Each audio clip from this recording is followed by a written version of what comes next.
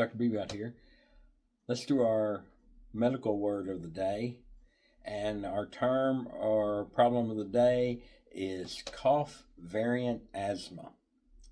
Cough variant asthma is a type of asthma that does not have the typical thought of asthmatic symptoms. Normally, when you think of asthma, you think of very tight breathing, wheezing, struggling breathing, etc. That does not happen with cough variant asthma. Cough variant asthma, you do not have the wheezing, you do not have the struggling to breathe, you just have a dry cough that can be very pronounced and can come on very abruptly.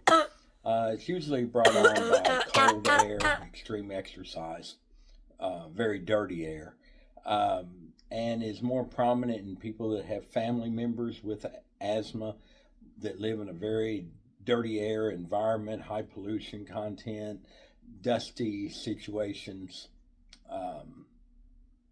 So, if you have a dry cough that is persistent, doesn't seem to have any other cause, you don't have reflux, you don't have severe allergy symptoms and drainage, and you continue to cough, and if you are tested and tried on an asthma inhaler and it gets better, then that's probably cough variant asthma.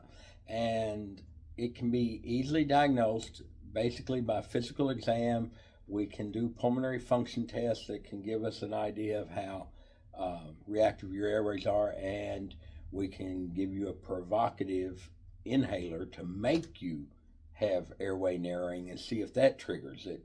And all those things can be used to diagnose it. So if you have a persistent cough, it needs to be looked at. Go see your doctor.